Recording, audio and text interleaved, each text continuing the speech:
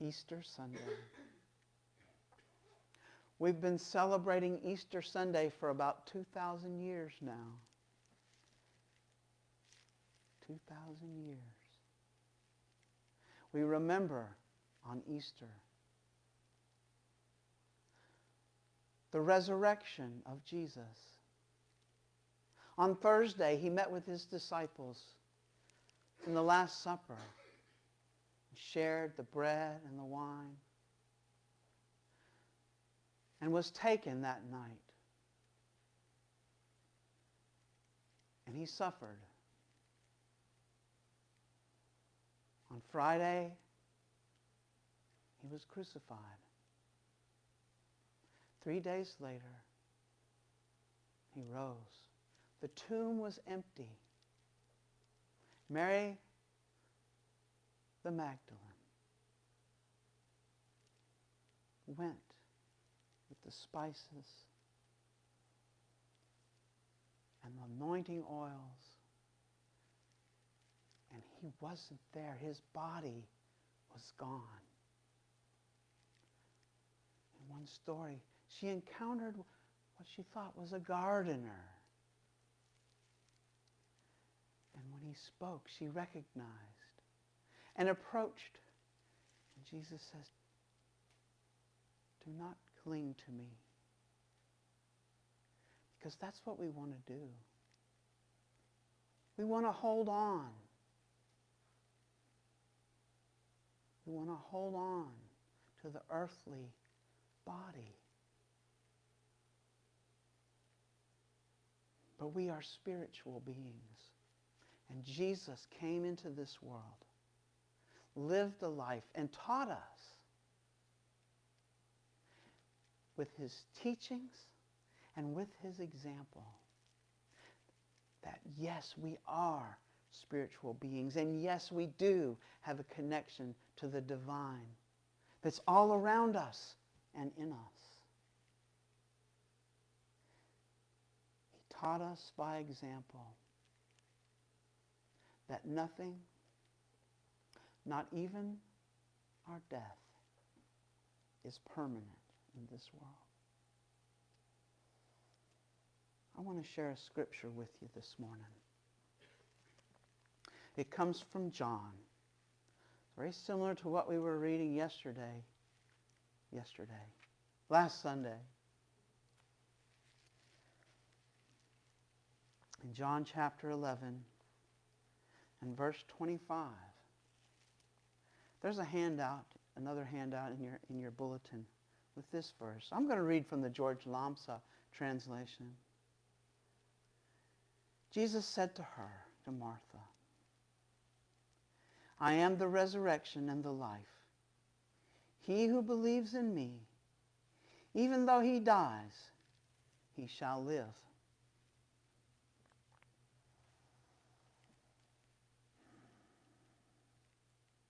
Even though this is George Lamsa translating from the Aramaic, bringing word for word from Aramaic into English, cannot do justice to the full meaning of what Jesus was teaching here.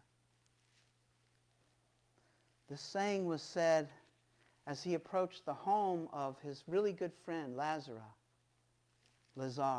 Lazarus is what we hear in our common translations. Lazar would be the Aramaic name. And Lazarus had been dead. He was in his tomb already. Given the traditions of the burials in that time, there probably was quite an odor in that tomb. And Jesus tells Martha, I am the resurrection and the life. He who believes in me, even though he die, he shall live.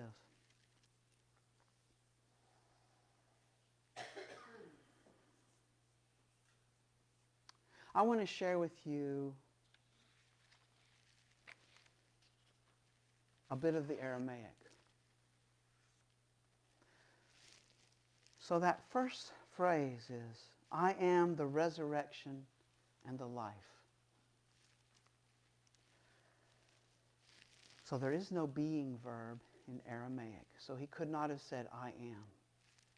What he said in Aramaic was, Inana. He said, Ina, Ina. It's contracted to Inana. And it's simply directly translated as I. And then the word is Nuhama, which is translated as resurrection. And Nukahai. Hai is the word for life. Nuhama. Wachai. Inana. I talked a lot about Inana last Sunday. And I discovered a verse between then and today. In John chapter 10, verse 30, Jesus says, I and my Father are of one accord. Now what's really strange here is they translated Inana into I here. The Aramaic word there is Inana. So it's I, and my Father are of one accord. And what I think is in this verse is an explanation of what Jesus means by I. When my separate self, in Aramaic the word is nafsha, which is sometimes translated as soul and other times translated as life. When my nafsha, or separate self, is in connection, like in verse 30, in one accord, in one mind, with the only self, Ruah, Spirit. I.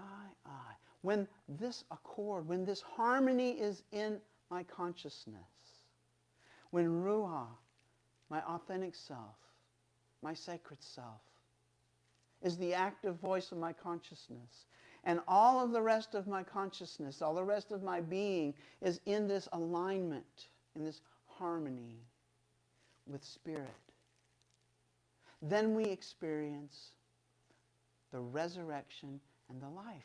Something new. We heard it over and over in the daily word. It went, I rise. I am a new creation. I rise. I had an experience of this in my life. I'd been in college, and I was home between quarters down at Auburn. And a group of us, we were all friends. We did everything together. We spent a lot of time in the woods looking for caves. And we liked rock music, so we drove to Birmingham to see Heart in concert. And on the way back, we were traveling in two vehicles because there were so many of us there. The lead vehicle hit a solid black cow out in the middle of the road.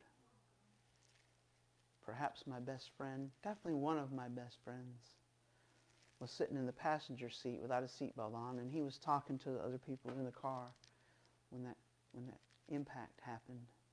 And the cow came over the hood and hit the windshield about the same time that he did. I was in the car right behind it. When we came on the scene, there wasn't much hope for David. And I held him, and when the ambulance got there, he was still alive. But I don't think he was alive long. By the time they put him in the ambulance, he was pronounced dead. And this was a traumatic event for me. To lose someone close to me in that violent and present way. And it changed me. I had certainly an ego reaction to it. And it took years, literally, to overcome it. You see, David was about to be going to basic training, and I knew that. The driver of the vehicle was also going to be going to basic training. I don't know if it was going to be on the same bus or what. I was already enrolled in ROTC at Auburn, so I was on my way to becoming an officer. And I was convinced in that time, not exactly in the moment of the occurrence, but within a day, I knew my destiny in life was to fight and die in combat. That's what my ego said. That's where I was at. And I lived that life. I prepared for it. I studied for it. I was a gung-ho soldier.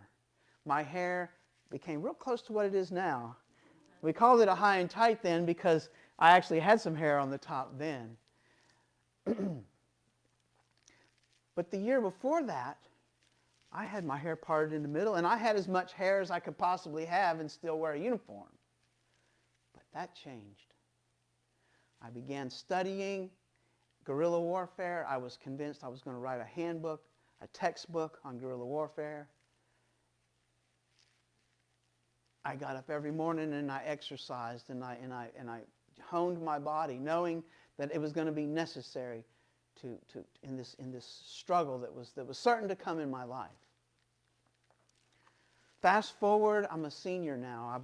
I'm a Ranger Company Commander, which was the elitist part of our ROTC unit. And I take a class that was required called Military Ethics. And here's where the renewal happens.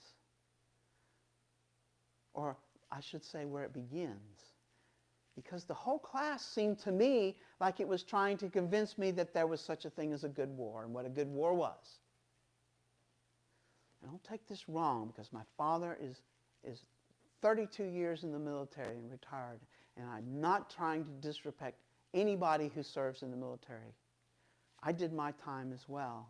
I don't regret the time I was in the military. But what I realized in that moment was that it wasn't my destiny to fight and die in combat. That yes, I was going to do my service, but I was not going to give the military my life. Immediately, like almost overnight, when this realization came to me, my existential carpet was yanked out from under me. I didn't know who I was anymore. Because I knew, without a doubt, the day before that. And now I didn't. I couldn't get up in the morning. I didn't go to school. I just didn't go. I got up around noon when my soap opera came on, the same one my mother watched, and I would watch it. And then my neighbor would come over and we would go to the state park and we would play with our dogs and then come back. I mean, I didn't do what I was supposed to do. And so I didn't graduate when I was supposed to graduate. I had to reassess. You might know what assessment is in the military. You get your branch and your duty. Because I didn't graduate anyway. I joined a rock and roll band. I got my first real job, okay? This is how it came about that I became that I rose. This is how I rose. I got that job. My life started taking on meaning again. It wasn't my job. I knew that. I was studying. This was when I was reading Carlos Castaneda. I was devouring everything that he wrote, starting with the teachings of Don Juan. Actually, the first book that I read at that time, I remember it was called The Power of Silence. And I was running the machine on third shift.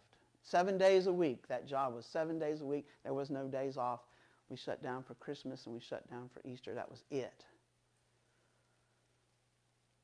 But I had this focus. Working that job, running that machine was my prayer. And I knew it. I had this mental state. And I knew that when I was in the right mental state, that machine rolled. It did not jam. It did not break down. I learned this the hard way by having it break down. But I was new. I was created new. And it didn't happen in a lick like it happened that the rug was pulled out from under me. But I also joined a band, singing and writing music.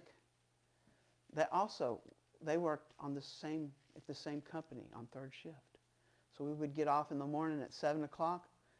We would go get beers. And we would play music until 2:30 in the afternoon, and then we would go to sleep. Rinse and repeat every Monday, Wednesday, Friday. That's what we did. It was great fun. But it brought me out of that hole. I eventually got back in school, finished my degree in math. I took every elective that I could was philosophy. I was just so hungry for truth. I was searching in the library. Anyway, I wouldn't be here where I'm at now if it wasn't for that. I mean, I know it's true. I had no idea I was going to be a minister then. I'll definitely say that. But we can all do that.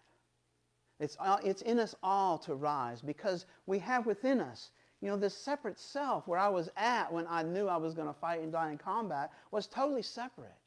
That didn't come to me from God. That came from my reaction to a trauma. This is how I survived that. But eventually I began to climb as I became more and more experiencing truth, coming back into my meditation practice that I had started a long, long time ago. Eventually I was beginning to live, higher, somewhere. I don't know where. It's hard to say where. But it was probably in the green a lot of the time, and not so much in the blue.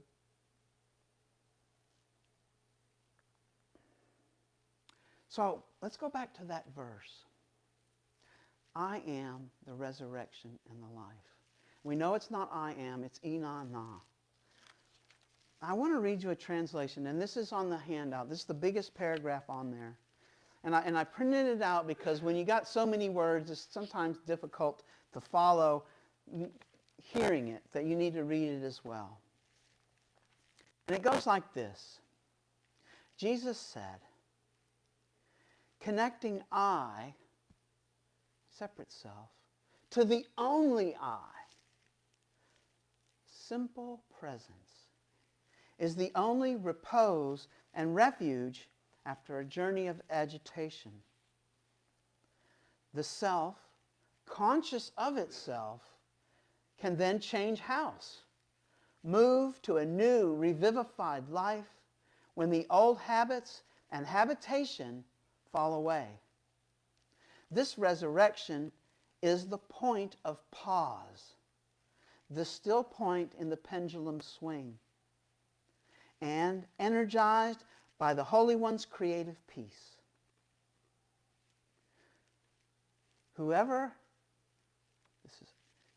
has the same faith that I do, who trusts and believes as I do, even if they have passed through the doorway between this life and the next, between this world and another, between this small self and a new one, they shall find both energized rest and a renewed sense of purpose to carry them further on their way. That was the resurrection that I got eventually after that journey of agitation that I had to go through to get there. I really like this. And notice how he wasn't able to do it in 5 or 6 words. The Aramaic language is so rich in meaning. In fact, being able to say something in a sentence that has multiple meanings was like a game to people then. It was part of how they communicated with each other. Kind of like how we can say something, and when you hear it, you hear the polarity, you hear how it could never happen, and it's funny. We kind of do that with our jokes, with our humor. It's that I am the resurrection and the life.